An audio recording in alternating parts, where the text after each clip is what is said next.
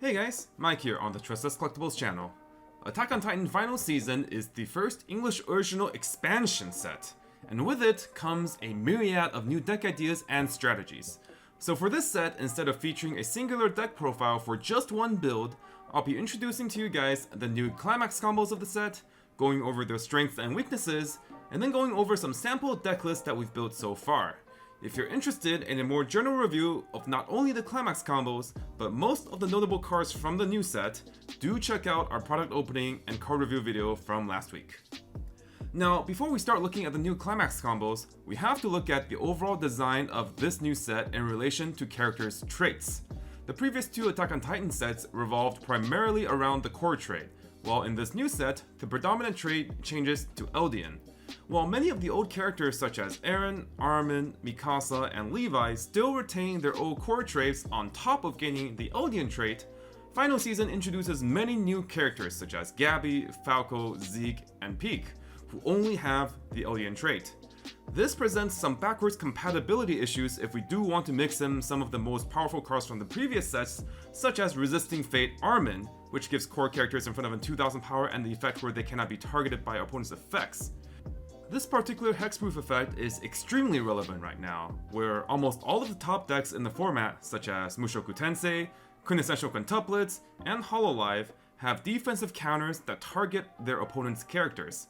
It stands to reason then that any Climax combo we want to run is ideally core trait, so that we can utilize the 3-2 Armin to make them hexproof.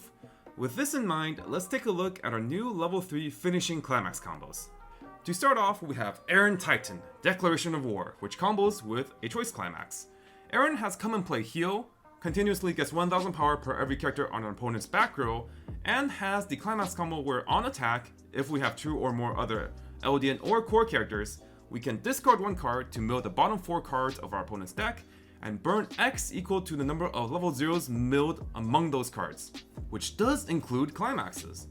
Given that decks run 8 climaxes and generally at least 16 level 0 characters, we have a good chance to burn an average of 2 to 3 damage per instance of Eren, making him a very potent finisher that deals decent damage on top of disrupting our opponent's deck state. The fact that Eren also heals on play and has a really cheap cost for combo means that we give ourselves a decent chance to survive on the swing back by holding on to the new Mikasa refresh counter. His downside is that he doesn't dig for his own climax on play, which means that we will need to plan ahead and hold on to his climax a turn or 2 before level 3, or play cards that can dig for climaxes, such as the old 3-2 Armin, and the new 3-2 Berthold from the supply set. Overall, Eren is a very efficient and non-committal finisher that can fit in almost any build. Next up, we have Armin Fighting Among Friends, another choice climax combo. He draws 2 and discards 1 on play, and has the climax combo where, on cancel, we reveal the top 9 cards of our deck, and burn X equal to the number of choice triggers revealed among those cards. Based on his climax combo, we would definitely want to play him in an 8 choice deck, but the combo itself isn't particularly impressive, since it only activates on cancel, and the cancel burn itself is fairly reliant on our deck state. For example, if we have 5 to 6 cards left in deck after we play Armin's, we'll likely have to mill through our deck before we start attacking in order to have a decent number of choice triggers to reveal off of climax combo. It is worth noting that he does dig for his own climax on play, and can be supported by Armin back row to become hexproof, but overall Armin neither heals, nor does he have consistent lethal potential with his cancel burn, so it's not a climax combo I would personally favor over something like the Eren finisher in most scenarios. Moving on to our green climax combo finisher, we have Levi Deep Grudge, which combos with a Goldbar. Levi top checks 3 and adds 1 on play, continuously gets 500 power for each of our other Eldian or core characters, and his climax combo is on reverse. We can pay 2 and discard 2 to clock shoot the reverse character and then deal 2 damage.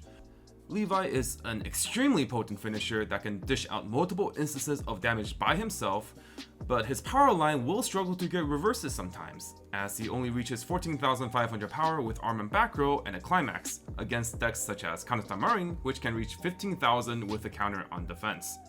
Therefore, when building a deck with Levi, it is extremely important to have access to multiple power boosts so that we can scale over our opponent's power lines to get those reverses. Levi is a very all-in finisher, since he doesn't heal on play and requires a large amount of resources, but if we can secure multiple reverse lanes with Levi, then he can definitely get the job done. Moving on to red, we have Sasha wandering the forest, comboing with a red gate. On play, she can salvage an Eldian or core character from the waiting room, and her Climax combo activates at the end of her attack, where we can pay 2 and discard 2 and send Sasha to memory in order to play any Eldian or core characters, except another copy of herself, from the waiting room to the slot she was on. This Climax combo allows us to get multiple attacks and is designed specifically to synergize with the new Gabby double rare, Gabby Fatal Shot, which heals on play from hand or from the effect of Sasha summoning. If we have enough resources, we can also activate Gabby's own pay 2 discard 1 effect on attack to mill the bottom 4 cards of our opponent's deck and burn X equals the number of climaxes milled. Another potential summon target that can deal more instances of damage is Reiner, Man on a Mission, which can on attack pay 1 and discard 1 to mill 5 cards from the top of our own deck to burn X equals the number of climaxes milled. Unfortunately, neither of these cards offer a guaranteed source of extra burn, but we take what we can get. Regardless, Sasha is a deceptively flexible finisher since she cantrips on play, and the nature of her Climax combo means we are attacking many times a turn, which generates us the stock needed to activate multiple Sashas. However, Sasha is very vulnerable to memory kick counter and rest counter, and she isn't particularly large on offense either. So once again, arm and back row and other power boost cards will be great assets. But do note that any Eldian only character we summon from Sasha, such as the Gabby and the Reiner, would not be supported by arm and back row. Finally, our new blue finisher is Reiner as the Armored Titan Show of Resistance. He is 10,500 power and has hand encore as long as we have 2 or more other Eldian or Titan characters, and his Pants Climax combo is on attack. If we have 4 or more other Eldian or Titan characters, we can pay 2 and discard 1 to reveal the top 9 cards of our deck, shuffle our deck, and burn X damage twice, equal to the number of Pants Climaxes revealed. Reiner is perhaps the most lethal finisher in the set, having an on-attack burn ability that potentially deals multiple instances of damage. However, he does come with several distinct weaknesses. For a finisher with such an explosive combo, he doesn't have an on-play cantrip effect, needs a full board of characters to activate combo, and his combo itself is fairly resource intensive. This means that if the game is going poorly and we are low on either hand or stock, it'll be really difficult for us to resolve multiple copies of Reiner. He also has the same weaknesses as the Armament finisher pertaining to deck state. If we have a low deck with no climaxes left, we'll need to mill the remaining cards of our deck before we start attacking, which only contributes to the additional resources we'll need to spend. His last weakness is that he isn't core trait, and as such is susceptible to all the defensive counters in the meta due to the lack of hexproof from arm and back row. In fact, due to needing a full board of Eldian or Titan characters to activate Climax combo, we cannot run any core characters from the first 2 sets. Overall, Reiner is an extremely powerful finisher, perhaps one of the most explosive finishers in the set, but will sometimes suffer from our own deck having an unlucky game and from the various defensive counters that many of the top decks have right now. Now that we've gone over the level 3 options, let's go over the level 1 options at our disposal, starting with Eren, Conversation at Sunset, which combos with a choice. Eren gets power on play equal to 500 times the number of our Eldian and core characters including himself, and his Climax combo is on reverse, search our deck for an Eldian or core character, and then give one of our characters 1000 power for the turn.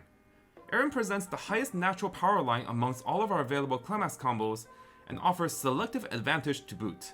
However, he has 2 big weaknesses. The first is that he needs to secure a reverse per search, compared to a card like Korone from Hololive, which can stack all of our searches on 1 card. This makes Eren very susceptible to counterplay from our opponent, from cards such as the level 0 Bell Bouncer from Danmachi, or 1/1 Unreversible Nino from Quintessential Quintuplets. His second big weakness is that he offers very little deck speed. So if we have a poor deck state, we'll need to rely on other sources of deck control. However, if we can fit in some good mill options and we're playing in a meta that can offer us a decent amount of reverse targets, Eren is definitely a choice to consider. Next up is Falco Turning Point, which combos with the Goldbar. He has an on-attack effect if we have 2 or more Eldian characters to give any one of our Eldian characters 1500 power for the turn, and his Climax combo is also on attack to give any one of our Eldian characters on reverse salvage an Eldian from the waiting room. The set offers specific synergy for this Climax combo to be paired with the Sasha finisher in the form of a Falco Brainstorm that checks for specifically their 2 climaxes, which gives our characters a bit more power. Falco's assignable power and on-reverse effects make him a very flexible option compared to the Eren combo, but his innate power line of 4500 leaves much to be desired. Furthermore, just like Eren, he offers no innate deck control, so we'll need to run some other cards that can mill our deck. Lastly, Falco has no synergy with any of the old Attack on Titan cards as he only checks for Eldian trait on all of his effects, so we'll have to keep this in mind when building our deck. Moving on to red, we have Mikasa Recovery Mission, which combos with the Red Gate. She's naturally 5500 power if we have 2 or more other Eldian or core characters, and her Climax combo is on attack top check up to 4 cards and add up to 1 Eldian or core character or the new maneuver gear from the set, and then she gets an additional 1000 power for the turn, putting her up to 7500 power. Mikasa offers the consistent milling power that the previous combos lack, but in turn lacks selective advantage, only being able to select from a pool of 4 cards to add to hand, so ideally we should run other cards that can consistently fetch us the cards we need. Furthermore, her power level of 7500 is attractive at a glance, but doesn't reach a significant enough number to breach the most prevalent wall-based deck in the game at level 1, Mushoku Tensei, with the Eris 1-1 usually reaching 8500 to 9500 power before counter. So while she doesn't need to reverse to generate her advantage, she also won't be able to profitably front against Mushoku without some extra help. If we want to play a level 1 Climax combo with a good trigger, decent power level, and innate deck control, Mikasa may be our pick. Moving on to blue, we have Reiner haunted by his own advice, which combos with the Pants. He gets 1500 on our turn if we have another Eldian, and his Climax combo activates if we have 4 or more other Eldian characters on attack, where we can discard a card from hand to mill 2 cards from our deck and salvage 2 Eldian characters whose levels are X or lower than the combined levels of the 2 milled cards. This means that if we mill a combined level of 3 from our mills, we get to salvage 2 level 3 or lower Eldian characters from our waiting room. Reiner offers a mix of deck mill and selective advantage, but the selective advantage is dependent on what we mill. Furthermore, Reiner is no longer in the Survey Corps, so he cannot salvage any character that isn't Eldian, meaning no compatibility with core characters from the first 2 sets, even himself. The set features a lot of support for specifically running 8 Pants, and the Armored Titan finisher requires us to run as many Pants triggers as possible anyways, so Reiner is a natural pick if we want to play a blue-based deck. The last new Climax combo we'll look at also combos with Pants, and it's actually a level 2 character, Zeke Scream. Zeke can come down at level 1 if we have 4 or more other Eldian and Titan characters on stage already, and his Climax combo activates at the end of his attack, where we send his Climax from the Climax area to the waiting room in order to search our deck for 2 Eldian or Titan characters to add to our hand. Zeke offers premium deck selection without needing to reverse any character, at the cost of only being able to resolve 1 copy per turn due to his cost of sending the Climax to the waiting room. With a Climax combo such as Zeke, which only takes up 1 slot on the stage, it lets us run more cards in the deck that fit our needs, such as auxiliary beaters or utility cards. Just like the other new characters though, Zeke does not interact with core trait, so we'll need to play a predominantly Eldian-based deck to maximize his effectiveness. Now, we can't finish talking about level 1 Climax combos in Attack on Titan without bringing up the previous best Climax combo in the franchise, My Fate to Bear Eren from Set 2. The new set offers core quite a number of new tools, both in the booster and from the supply set PRs. We finally have a Climax swapper in the level 0 Sasha, which also offers deck mill, an actual Riki profile in the level 0 Levi, and some new forms of power boost such as the Armor Titan Free Fresh and the Eren Titan Hand Filter. Every reverse Eren secures is a +2 to hand advantage, and the combo itself is still a nightmare to deal with for other arm reverse combos. But the current climate of the game is not necessarily very welcoming towards on reverse effects in the first place. Mushoku Tensei with its naturally high-powered board, Danmachi with the level 0 Bell, and Quince with the 1-1 Nino that is unreversible by cost 0 characters. On the other hand, Hololive, which consistently sees extremely high representation, will almost always offer 2 or more easy reverse targets for Eren to farm. Eren's Wind Climax trigger also leaves much to be desired, though an incidental trigger against a big defensive board may prove quite handy. So overall, do the new tools from Final Season make Eren still a viable competitive option in 2022? I'm not prepared to answer that question without extensive testing, and I think only time will tell. Now that we've gone through our Climax combo options, let's take a look at a few sample builds. Since we'll be going over these builds and looking at them from the context of the general game plan, we won't be going over each and every card like we do for normal deck profiles. But links to every single deck list are all in the description below, so feel free to check those links to read up on certain cards' effects. Let's start with 8 Choice, featuring double Aaron Climax combo from the new set. The goal of this deck is to run cards which can consistently challenge our opponent's board, and transition to a level 2 game with Resisting Fate Mikasa and Resisting Fate Armin from set 1 to start dominating the board. Both Mikasa and Armin have the ability to come down on the board at level 2 through their respective changers. We also run the set 2 Mikasa Salvage Brainstorm, Single Ray of Light Mikasa, which gives our characters the ability where when they move stage positions during the attack phase, those characters get 500 power, and also the ability where the character facing them cannot side attack. The combination of Mikasa Field Swapper, Armin Support, and Mikasa Brainstorm should make it extremely difficult for our opponent to set up any semblance of a board, which should be effective against many of the popular decks in the format, such as Kanata Marin, Mushoku Tensei, and Quintessential Quintuplets. In order to consistently fetch the cards we need at level 2 to have the setup, we're running the level 1 Aaron Choice combo, which gives us selective advantage, and at level 3 we're going with the Aaron Titan Climax combo, a healer that has a cheap and effective burn effect to allow us to spend our stock and hand more aggressively at level 2 to fight for board. The abundance of choice triggers generates us much needed extra stock or hand depending on the situation at hand, to increase the consistency of getting out multiples of our early plays at level 2. Next up, let's look at Falco Sasha. The goal of this deck is to play a very straightforward resource game, compressing and generating stock in hand in order to finish our opponent with the level 3 Sasha. We're running the Gabby Stock Charger at level 1 as our primary target for the Falco reverse effect. With Falco's power pumps, the Falco Brainstorm, and Gabby's natural 7000 power, it should be no problem to find at least one reverse against most decks. Against big wall decks, we'll often be giving up 1 or 2 lanes at level 1 due to Falco's low power line, but in exchange we should be able to generate a lot of stock and selective hand advantage. We run the Eldian Armband event to give us a bit more deck speed and selectivity from the waiting room, and basically aim to play the Falco Goldbar combo as often as possible. Once we get to level 3, we have an explosive finisher option in the level 3 Sasha, changing into either the level 3 Gabby or Reiner to end the game. Our next deck features the same Climax triggers, but on completely different combos. Level 1 Mikasa into level 3 Levi. The Mikasa combo gives us a more consistent way to mill through our deck in the event of a poor deck state, but doesn't give us great selective advantage, so we are playing a high count of the level 2 Azuma Bito event to give us guaranteed hand advantage and selectivity. At level 2, we have the 2-1 Aaron level 3 killer and the 3-2 early play Aaron healer to contest our opponent's board. And at level 3, we make sure that we have the Armin back row assist on the board, and if needed, we do have the Armin 2-1 changer that gives our 3rd lane hexproof and 2500 power as well.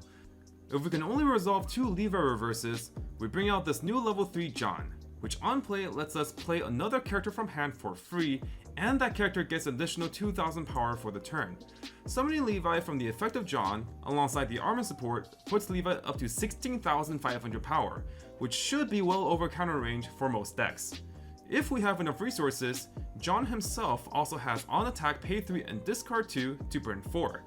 If our opponent purposely empties their board against us, we can play the Willy level 0, which allows us to drag up one of their back row characters and is yet another source of power pump for Levi. An extremely offensive hexproof finisher supported by many power pumps, this deck goes all in on resolving multiple reverses with Levi, and the deck is built to help him do so. Our next deck is 8 Pants, featuring double Reiner combos at level 1 and level 3. Unlike most of the other decks featured so far, this deck is pure Eldian due to the requirements for both Reiner combos. While this locks us out of using anything from the first 2 sets, the new booster provides a plethora of goodies to play with. One of the biggest advantages of this new 8 Pants build is the level 0 Peak Brainstorm, which brainstorms for 5 cards but only checks for Pants triggers. Peak also has a second effect which gives our center slot character Hand Encore. These 2 abilities combined allow us to gain advantage while protecting one of our cards on board, such as the level 1 Reiner combo. Reiner combo allows us to get selective advantage with some light deck milling and hand fix in preparation for future turns. Falco and Gabby act as our auxiliary level 1 attackers. Falco pumps up another character so we can contest board and offer some hand fix when we trigger Climax, and Gabby generates extra stock for our stock-intensive endgame. At level 2, we want to use the 2-1 Reiner Beater and 2-1 Card Titan bottom deck bomb to answer our opponent's threats, and at level 3, we finish our opponent off with the multiple burns from the Armored Titan. The Reiner healer here is a critical part of our strategy. He has the startup ability to change into the Armored Titan from the waiting room, but this means that we can tap him as part of cost for some other abilities before activating his change effect, such as the level 3 Ready to End event if we need more hand size, or the level 0 Archer's Pay 2 tap ability to give one of our characters on reverse blind stock. With multiple ways to generate extra resources, consistent hand encore for our valuable characters on board, and one of the most explosive finishers in the game if we have the resources to pull it off, the 8 Pants Reiner deck should definitely not be underestimated. Finally, let's take a look at a build featuring the old Aaron level 1 Wind Climax combo, transitioning into the new level 3 Aaron Titan. We're utilizing many of the new tools at Core's disposal, such as the Sasha Climax Swapper, Aaron level 0 Power Pump, and the new Armin Brainstorm, which can salvage climaxes and is also a yellow character for the 1-0 Armin. Speaking of 1-0 Armin, the deck is still primarily yellow to give us as many hits as possible for Armin to not whiff off of his top check 3 effect. At level 2, we hope to just recur Aaron Climax combo, but otherwise we do have the Aaron 2-1 level 3 killer and early play Aaron healers as the situations call for them. And at level 3, we're running Aaron Titan once again for his extremely efficient endgame burn effect. The deck does have a decent amount of flex spots, and depending on the meta, we can run a lot of different meta breaker cards such as 2C's Freedom Sasha from set 2, which kills a character on play depending on the level of the milled card, and Insatiable Hunger Sasha, also from the second set, which is a great way to deal with on-death effects such as Hololive's Aqua. The new core-specific support for the supply set also features a great new set of effects that can fit in our deck depending on what our strategy is. And that does it for our deck building review for Attack on Titan Final Season. The new set brings Attack on Titan players new and powerful Climax combos, a lot of much needed utility effects, and backwards compatibility with set 1 and 2 to allow us to utilize many of the old cards while still having perfectly functional decks using cards from just the new set as well. Coming up, we'll be featuring gameplay matches of many of the archetypes featured in this video. Hopefully this video got your creative juices flowing, and I'd love to see what you guys have come up with as well. Feel free to leave any questions or comments and we'll do our best to answer them, and until next time, this has been Mike on the Tressa's Collectibles channel, and I'll see you guys in the next one.